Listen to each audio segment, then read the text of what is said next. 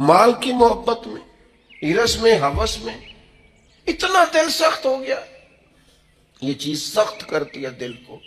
اس لیے ہمارے بزرگوں نے لکھا ہے کہ کچھ نہ کچھ پیسے کبھی کبھی چھوڑ بھی دینے چاہیے. کہنا چاہیے بس بھئی آج اتنی کمائی ہو گئی کافی، بھئی ابھی تو 2 گھنٹے بچے ہیں. تو اس نے کہا یہ جو 2 گھنٹے بچے ہیں یہ قرآن پڑھوں گا اور مدینے والے محبوب پہ درود و سلام پڑھوں گا. صدقہ کیوں رکھا تھا شریعت نے؟ زکوٰۃ کیوں رکھی تھی؟ اللہ کے بندے ہیں، اللہ اپنے بندوں کی اپنے فضل سے ان کو رزق دیتا ہے، لیکن کیوں رکھا تھا صدقہ؟ کہ یہ مال نکل کے ذرا باہر جائے تاکہ یہ جگہ نہ پکڑے دل میں،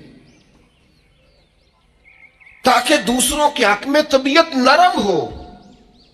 لیکن آپ دیکھ لیں جہاں جہاں مال کی محبت آئی ہے، جہاں جہاں مال کا پیار آیا ہے، وہاں حالات اور سے اور ہو گئے، خراب سے خراب ہو گئے، بد سے بدتر ہو گئے. اور پھر ہمارے بزرگوں نے لکھا کہ یہ جو اقتدار ہوتا ہے اس میں بھی بہت سخت ہو جاتے ہیں لوگ. چلے دعا مانگنے لگا ہوں، آمین کہنا. اللہ کرے میری قوم جاگ جائے، آمین تو کہتے ہیں. جتنے لوگ کسی مارکیٹ میں کاروبار کر رہے ہوتے ہیں، ہمارے ملک میں سارے مسلمان ہی ہوتے ہیں نا، ہمارے جاننے والے ہی ہوتے ہیں نا. تو معاذ اللہ تعالیٰ ثم معاذ اللہ ایک پر اگر قرض چڑھ جائے، ڈوب جائے، پریشان ہو جائے، تو اس کے دائیں بائیں والے جو خوش ہو رہے ہوتے ہیں کس طرح ہو رہے ہوتے ہیں؟ دل سخت ہو گیا ہے. جنگ مفادات کی، اب زیادہ گاہک میری دکان پہ آئے. مفادات کی جنگ طبیعت کو سخت کرتی. جہاں جہاں بھی انسان کا مفاد وابستہ ہوتا ہے وہاں. میں عرب شریف میں تھا، ایک دوست مسجد نبوی شریف میں ملے اور بڑے درد سے روئے، بڑی تکلیف میں تھے. ایک تو بندہ پردیس میں گھر سے دور، اور پھر اگر آزمائش میں ہو تو پھر شاللہ پردیسی کوئی بھی نہ تھی. کک جنا تو پارے تو تاڑی مار اڑا نہ باہو اچھی تے اگے ہی اڈن آ رہے. تو کہنے لگے ہمارا سپروائزر لاہور کا ہے، پاکستانی ہے، مسلمان ہے، اپنا ہے، اور جس شخص کے پاس ہم کام کرتے ہیں وہ صرف اپنے آپ کو گڈ بک میں رکھنے کے لیے نا ہماری غیبتیں کرتا ہے. وہ جب کہتا ہے نا یہ 10-15 لوگ تیرے وفادار نہیں، تو اب جو مالک ہے عربی اس کی نظر میں وہ بھلا ہو جاتا ہے. کہتا ہے کچھ بھی ایسا نہیں ہے، لیکن یعنی اس کو ضرورت بھی نہیں. ہم مزدوری کا کام کرتے ہیں، وہ ظاہر آفیسر ہے ہمارا، اس نے مزدوری نہیں کرنی. وہ کیا کرتا ہے؟ وہ صرف اس کی گڈ بک میں نہ اپنا تھوڑا سا نفع لینے کے لیے وہ سب مزدوروں کے ساتھ زیادتی کرواتا ہے. وہ کہتا ہے ایسے لوگ بھی تھے جو بیچارے گھر سے اپنا پلاٹ بیچ کے آئے، لیکن ان کی نظر ہو گئے، واپس جانا پڑا. وہ بیچارے صبح تلاش کرنے آئے تھے لیکن مزید اندھیرے میں الجھ گئے، ایک بندے کے مفادات کی جنگ لڑنے کی وجہ سے. ہم مفادات کی جنگ لڑتے ہیں، ہماری طبیعتیں سخت ہو جاتی ہیں، ہم پیار نہیں کرتے. حالانکہ دنیا میں جس قدر بھی لوگوں نے ترقی کی ہے وہ اس طرح کی ہے کہ ایک دوسرے کا بازو تھاما ہے، سپورٹ کیا ہے، ایک دوسرے کو آگے لے کے چلے. ان کا طریقہ ہے کہ وہ کہتے ہیں آؤ ملو، ایک دوسرے کو تھامتے ہیں تاکہ سب کو آگے لے کے چلتے ہیں. کیا کیا تھا نبی کریم علیہ السلام نے ہجرت مدینہ کے وقت؟ فرمایا انصار اور مہاجرین ذرا بھائی بھائی بن جاؤ، ذرا ایک دوسرے کو کاروباروں میں شریک کر لو، اپنے گھروں میں رہائش دے لو.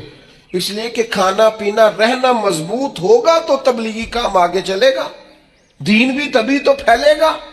لیکن ہمارا مزاج اتنا سخت ہو گیا ہے، طبیعت اتنی سخت ہو. میں نے پہلے بھی ایک دفعہ کہا تھا، پھر کہتا ہوں، میں نے یہ دور دیکھا ہے. یتیم ہو جاتے ہیں نا کسی کے بچے، تو 2-3 مہینے لوگ آ کے پوچھتے ہیں کوئی حکم ہوا ہے تو دسے آ جائے.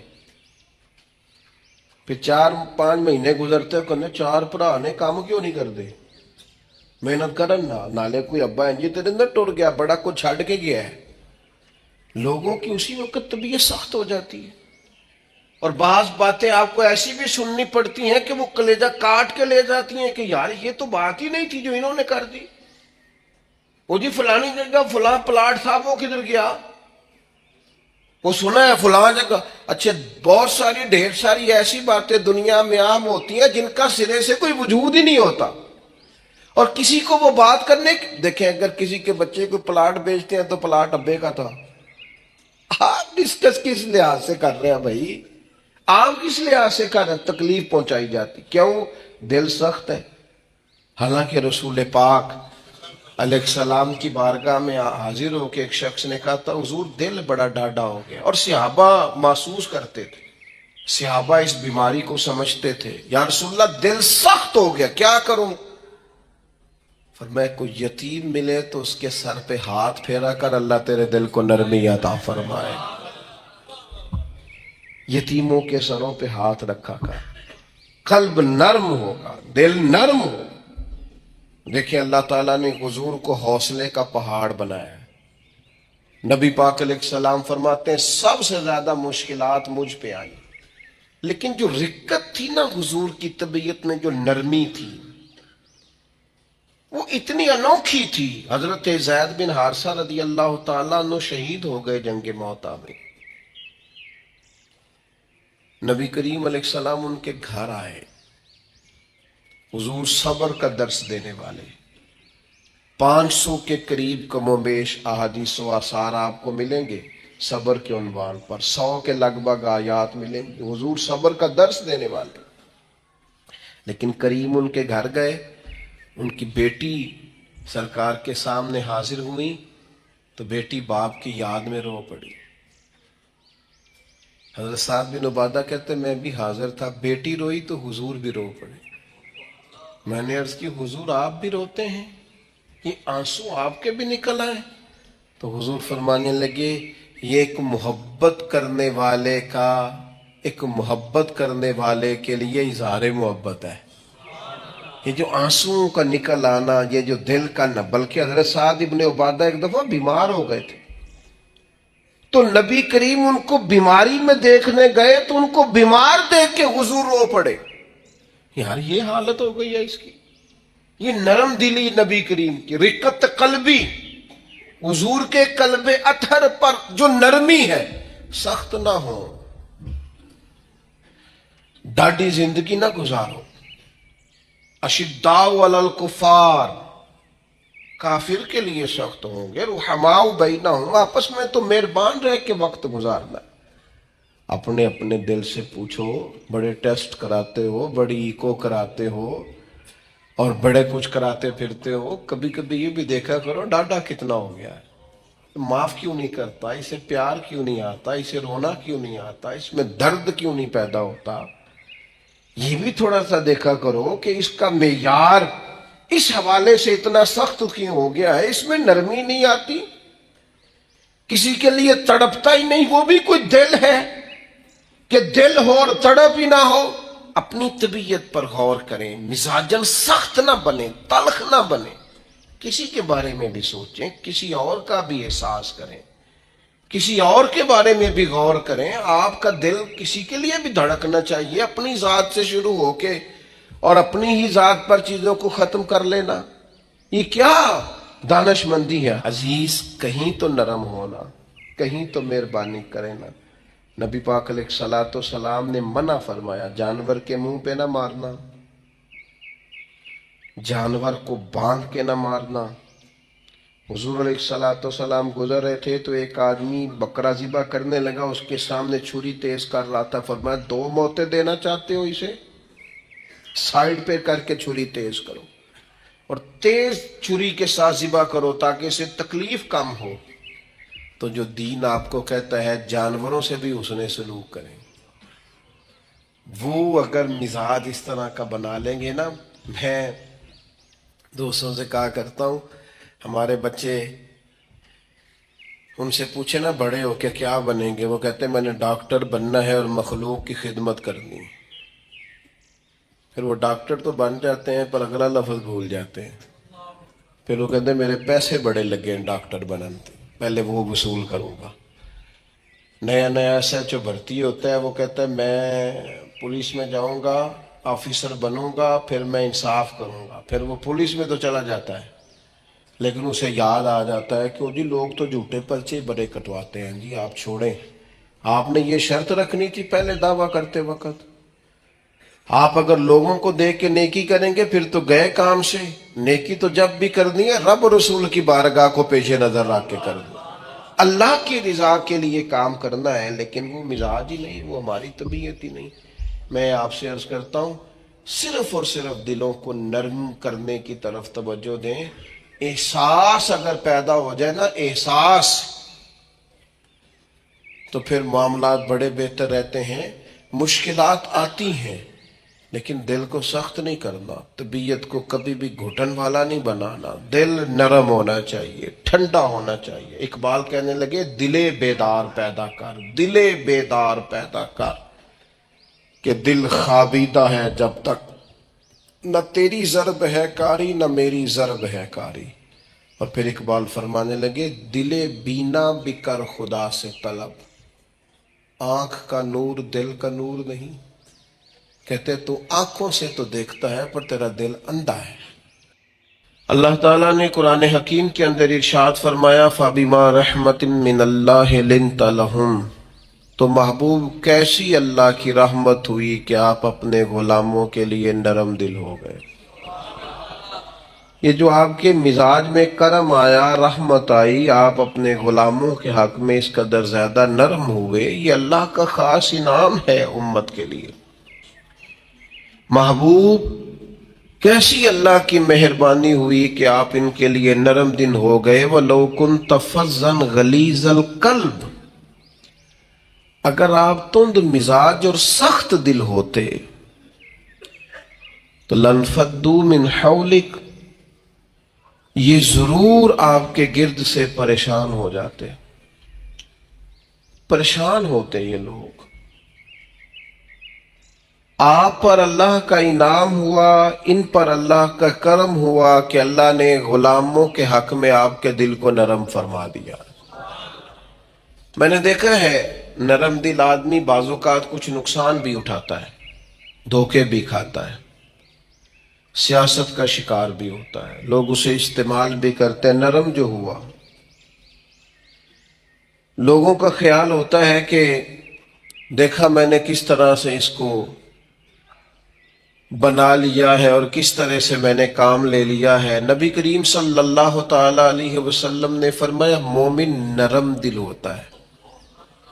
لوگ اسے بیوقوف سمجھ لیتے ہیں. وہ بیوقوف نہیں ہوتا، پتہ اسے سارا ہوتا ہے، عقل اسے ساری ہوتی ہے، باتوں کو سمجھ رہا ہوتا ہے.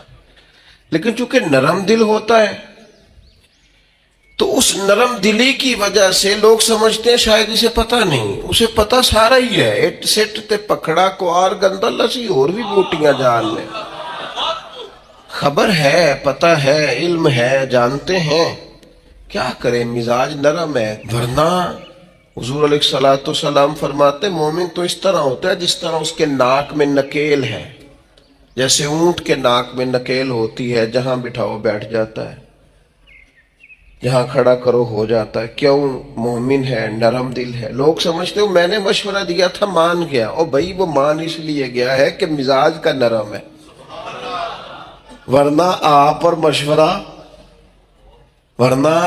اور آپ نے اپنی حیثیت جان لی، آپ کے کہے پہ لگ گیا، مانا کیا ہوا؟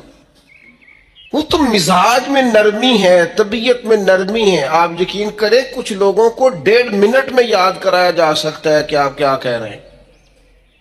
انہیں سمجھایا جا سکتا ہے، انہیں 1 منٹ میں بتایا جا سکتا ہے کہ آپ چالاکی کر رہے ہیں، آپ تیزی دکھا رہے ہیں، آپ کی حیثیت کیا ہے. لیکن کیوں نہیں ایسا ہو سکتا کہ اللہ نے کامل مومن بنایا ہوتا ہے. بعض لوگ ان کے مزاج میں نرمی ہوتی ہے، اللہ کی عطا ہوتی، سب پتہ ہوتا ہے.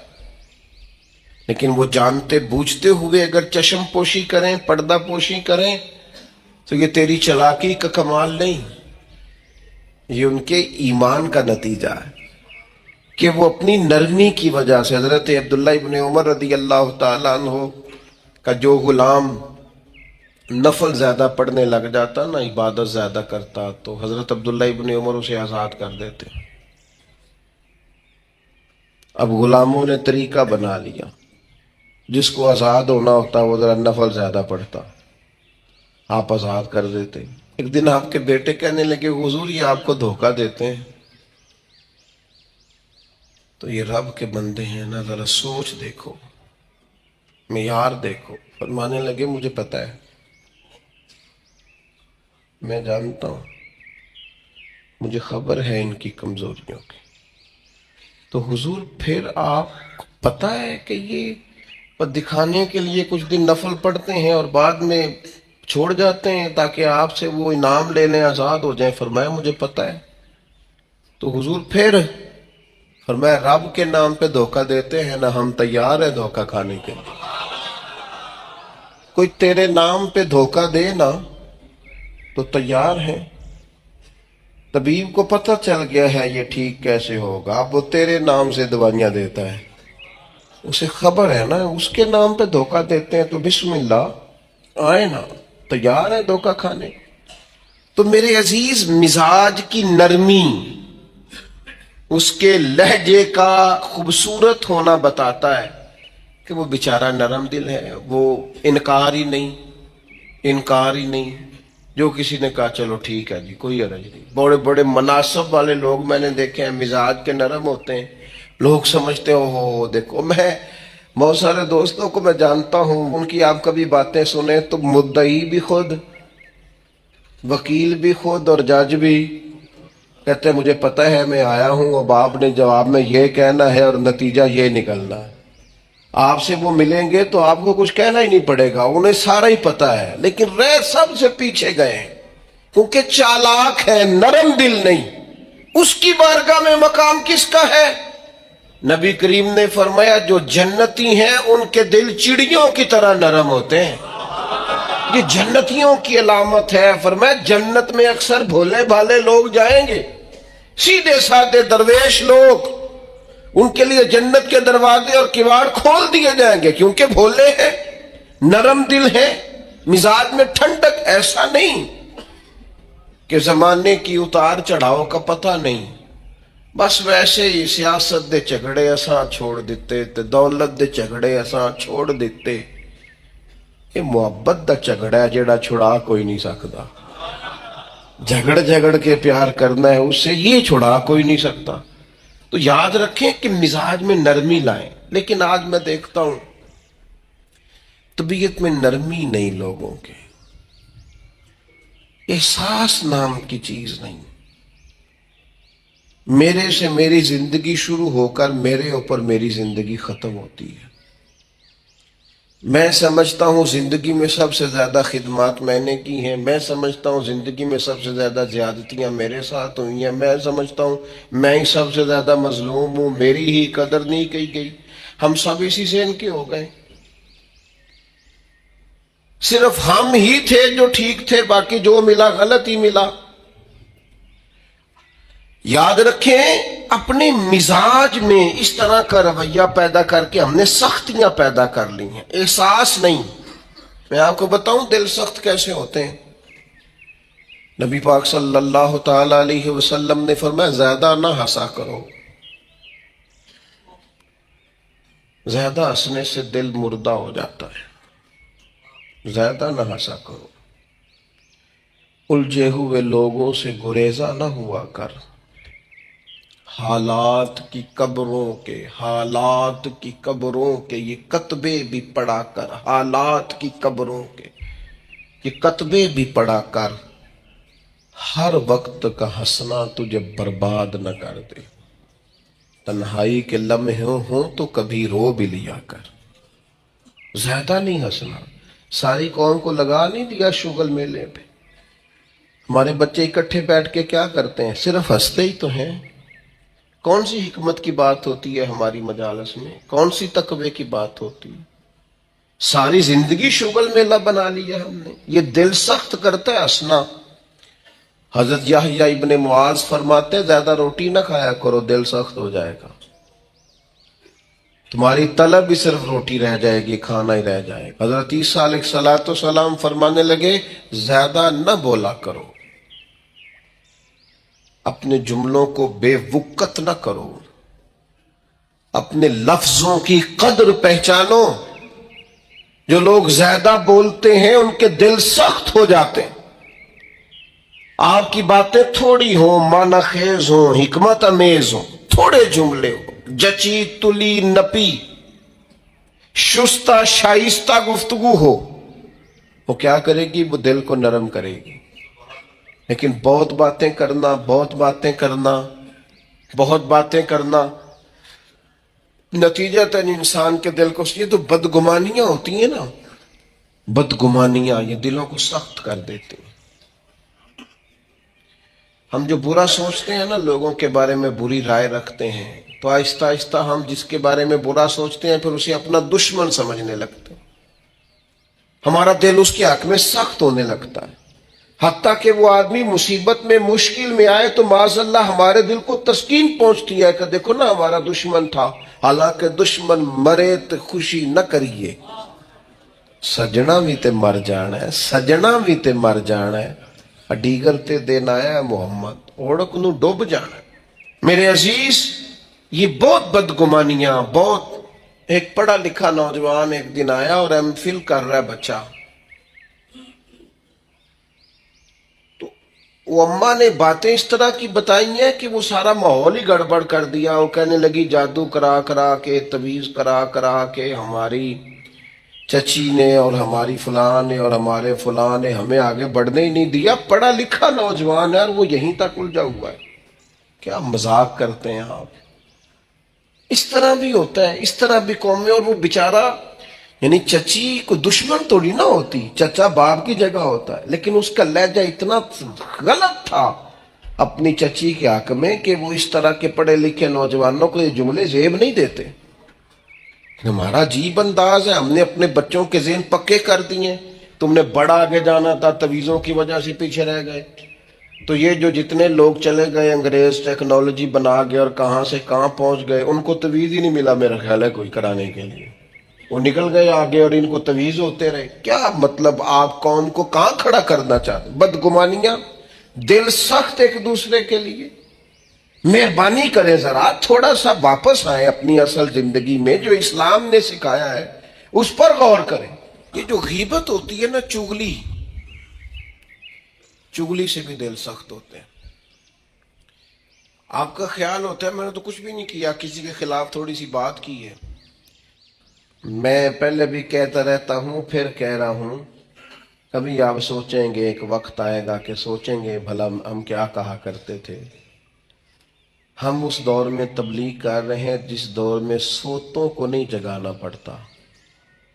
हमारी मुश्किल ये है कि हमें जागतों को जगाना पड़ता है। जागते लोगों को, जिन्हें सारा पता है, शऊर है, अकल है, उनको जगाना पड़ रहा। हम ज्यादा मुश्किल में। मेरे अजीज, इख्तदार की जंग लोगों को सख्त कर देती है, ये याद रखना। कुर्सी पर पहुंचने के लिए लोग कुछ नहीं देखते।